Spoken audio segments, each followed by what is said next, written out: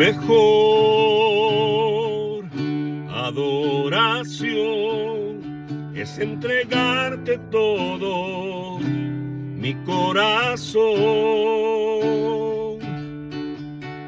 y rendirte mi vida sin reserva, Señor. Es entregarte todo mi corazón.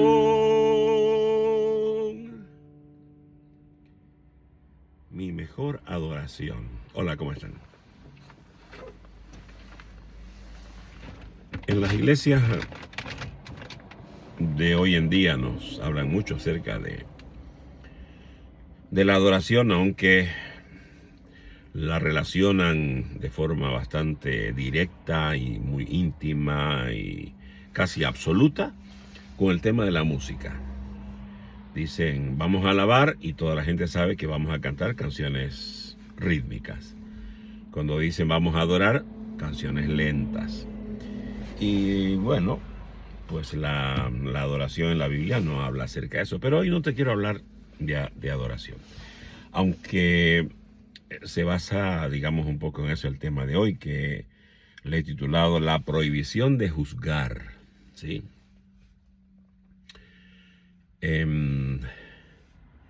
Muchos de los conceptos y las doctrinas que se manejan hoy en día en las iglesias, no todo, pero muchas cosas de esas, se basan en una mala interpretación de las Sagradas Escrituras.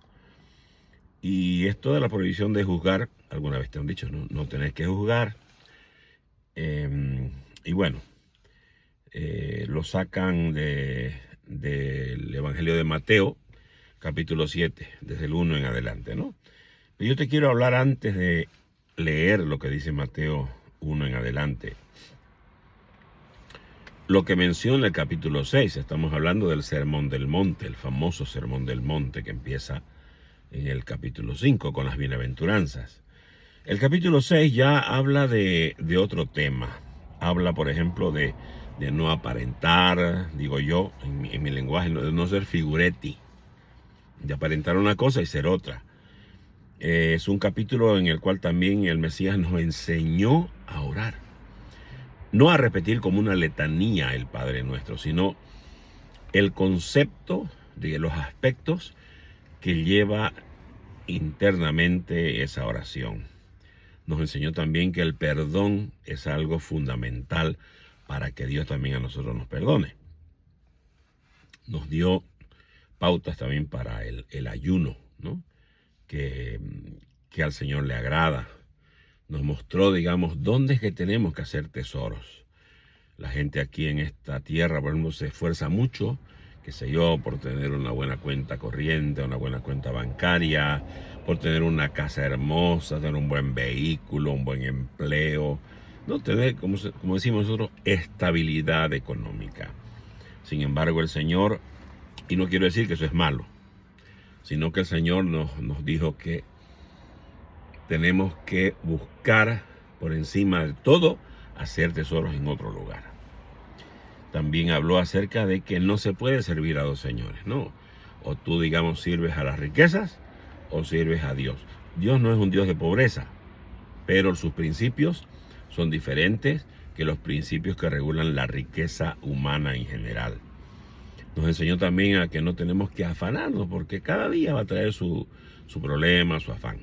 Y entonces tenemos que aprender a vivir con esas cosas, ¿no? Y sobre todo a buscar primeramente el reino de Dios y su justicia. Y todas las cosas, ¿no?, secundarias van a llegar también. De eso más o menos habla el capítulo 6. El capítulo 7 cambia ya el tono, ¿no? Habla acerca de, dice así el versículo 1 en adelante, dice, no juzguéis para que no seáis juzgados, porque con el juicio con que juzgáis, seréis juzgados, y con la medida con que medís, os será medido. Porque miras, dice, la paja que está en el ojo de tu hermano y no echas de ver la viga que está en el propio tuyo. O como dirás a tu hermano, déjame sacar la paja de tu ojo y he aquí la viga en el ojo tuyo. Hipócrita, dice, saca primero la viga de tu propio ojo y entonces verás bien para sacar la paja del ojo de tu hermano. Lo que yo he notado que este versículo, por ejemplo, aparte, digamos, de jugar a los hermanos en general, lo usan mucho, lo aplican mucho para lo que yo llamo un blindaje pastoral. Es como una inmunidad doctrinal que tienen los líderes de las iglesias hoy en día. Y ellos están amurallados, ¿no? Están amurallados con el concepto de la sujeción. Que más que sujeción, yo lo veo en muchos casos como una sumisión. Ellos lo que quieren es sumisión, no sujeción. Y claro, vetan todo concepto que tú quieras decir. Por ejemplo, no, qué sé yo, decirle al líder de la iglesia, al predicador, mire, hermano, esto no es así. La Biblia no dice eso.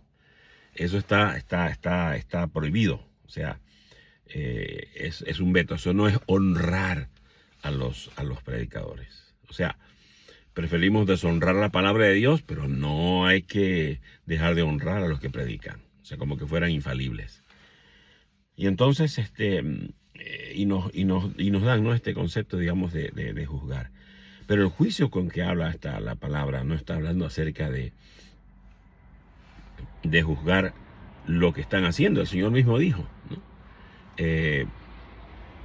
Obedezcan, refiriéndose a los fariseos, obedezcan lo que dicen, lo que enseñan, ¿sí?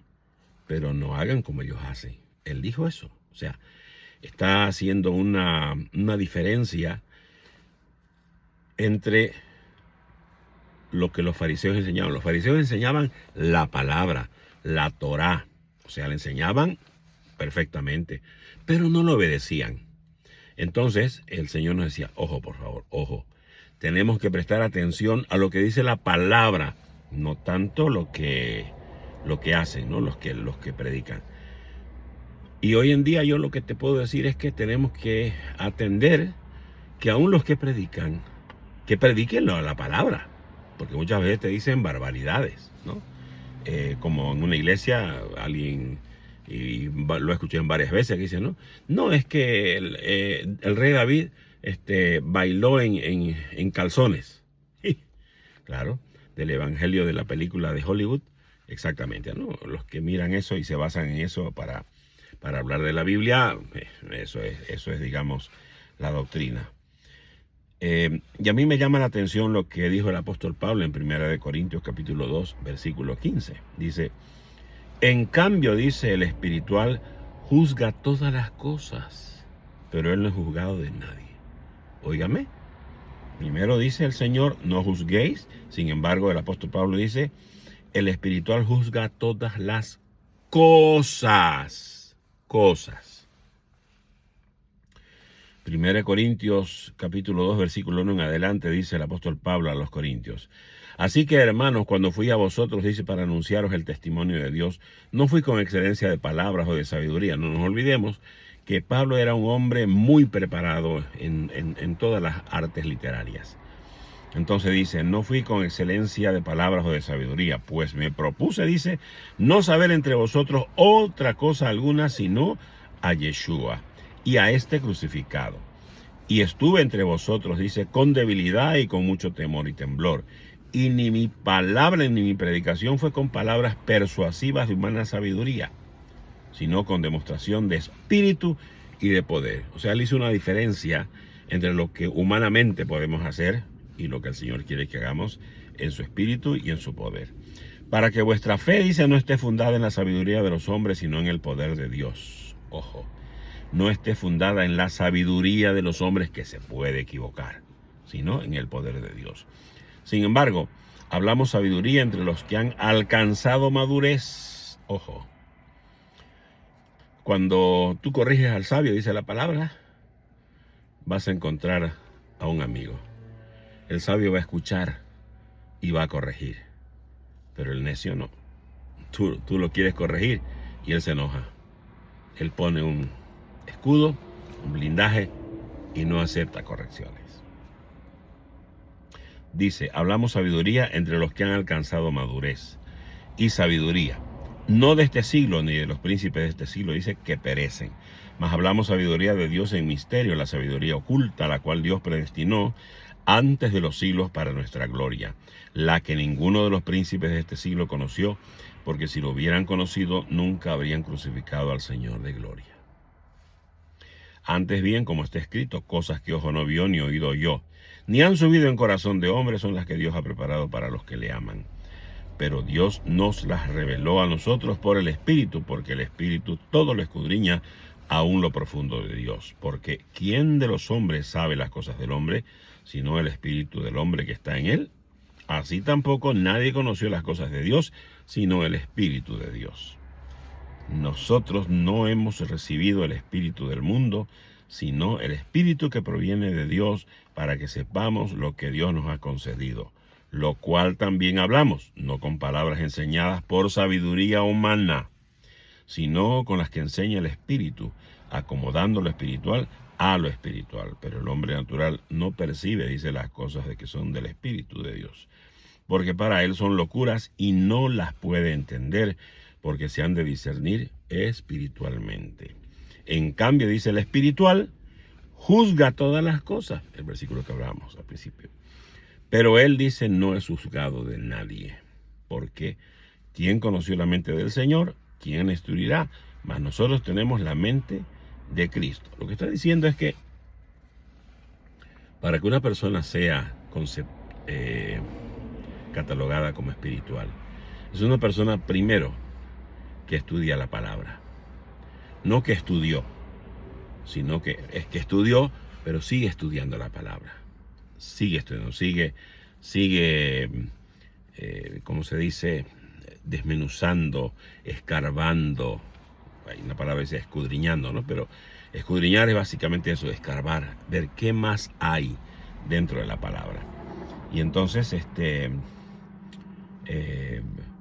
es la persona espiritual, la que trata de encontrar realmente lo que el Señor quiso decir en ese momento, en ese lugar, para las personas que había en ese momento, y cómo se puede aplicar para nosotros en este tiempo.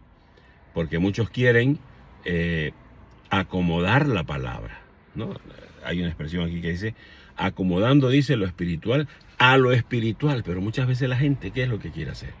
Quieren acomodar lo natural, lo humano, a lo espiritual. Y no se puede. Esa no es gente espiritual.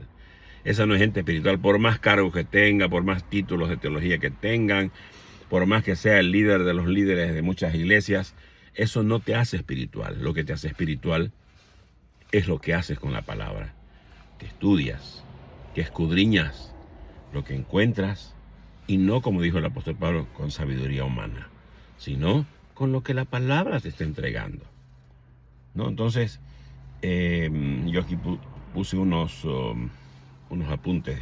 Puse la frase, el espiritual juzga todas las cosas, proviene de 1 Corintios 2:15, y se refiere a que la persona guiada por el Espíritu Santo tiene la capacidad de discernir, evaluar y comprender la verdad divina y los asuntos de la vida desde la perspectiva de Dios. ¿Por qué? Porque estudió la palabra, la estudia y todo el tiempo está leyendo la palabra, está averiguando, porque puede ser que él también haya interpretado algo mal el día de ayer, pero hoy él lo sigue escudriñando, sigue desempolvando, sigue desenterrando, sigue mirando dónde está el tesoro, si es que hay más tesoro en ese lugar. Y entonces, ¿qué es lo que hace? Corrige. Si se equivocó, si no dijo lo que tenía que decir según la palabra, entonces él corrige. Ese es un hombre maduro, una persona, mujer, hombre, una persona maduro. Es una persona, digamos, que ha entendido realmente, ¿no? Y esa persona es la que es conceptualizada como espiritual. A diferencia del hombre natural, el espiritual posee la mente de Cristo. ¿Por qué? Porque está basada en la palabra. El Señor nunca habló otra cosa que no sea palabra de Dios. Y si el Hijo de Dios hace lo mismo, entonces significa que tenemos la mente de Cristo. La única manera de tener la mente de Cristo, querido, querida, es leyendo la palabra, alimentando tu cerebro, tu memoria, tu razonamiento, tu percepción con las Sagradas Escrituras. Esa es la única manera en que vayas a tener la mente del Mesías. Lo que le permite, dice, entender los propósitos espirituales, que son locura para los que no tienen el Espíritu. ¿Por qué la gente se enoja cuando tú los quieres corregir por algo que dijeron mal, que no está en la palabra de Dios? ¿Por qué? Porque no tienen el Espíritu. Tener el Espíritu no es hablar en lenguas. Tener el Espíritu es haber entendido, ¿no? Como decimos en mi tierra, el jane, o sea, el tuétano, lo que está dentro, lo que no se puede ver a primera vista, pero que es la esencia de la vida. Y claro, los puntos claves sobre este versículo son que el significado de juzgar es muy parecido al de discernir, ¿no? Que significa evaluar, examinar y comprender correctamente las situaciones, doctrinas y motivos a la luz de la verdad de Dios, que es su palabra, no necesariamente emitiendo juicios condenatorios. Cuando tú corriges a alguien que está diciendo cosas que no son bíblicas, tú no estás juzgándolo, tú estás corrigiendo. Es muy diferente que juzgar. Juzgar es decir, este es un tal por cual, eso es juzgar. Lo que la Biblia nos está enseñando aquí es que lo que aquellas personas interpretan como juicio, para evitar que los corrijan y seguir, ¿no?, con su razonamiento y discernimiento humano, ellos están mezclando las dos cosas, están mezclando. Que yo juzgue a alguien por algo que hizo, ese es juicio, y tengo que tener cuidado con eso. Pero si yo estoy tratando de corregir a alguien que dijo algo mal, te doy un ejemplo. Hoy en día se está hablando, por ejemplo, en algunas redes sociales he visto en algún video que dicen: el primer Terian de la historia fue en Nabucodonosor. Yo no sé qué porcentaje de gente se inclina ante eso. Y como estamos con esta mentalidad ya obsoleta, pues todo el mundo dice, sí, es así. Pero no leemos. No leemos que el ser, entre comillas, Terian, ¿no?, es una autopercepción, ¿sí? Totalmente, digamos, en contra de lo natural, pero es una autopercepción. Sin embargo, lo que le pasó a Nabucodonosor no fue un resultado de una autopercepción.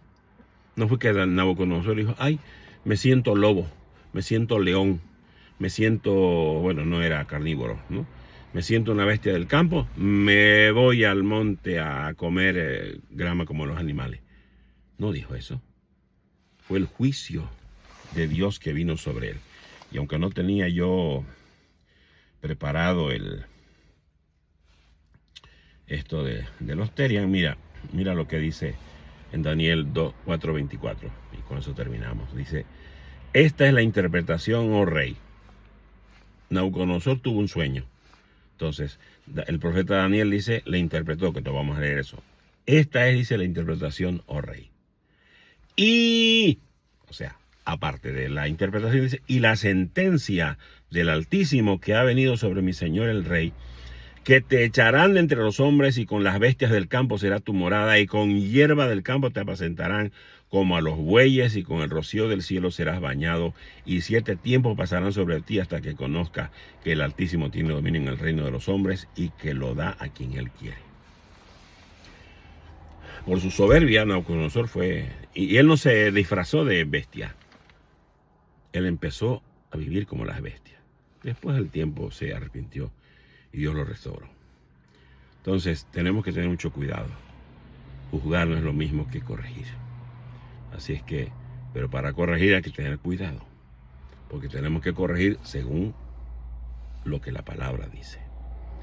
Así es que te dejo este pensamiento. Bendecidos.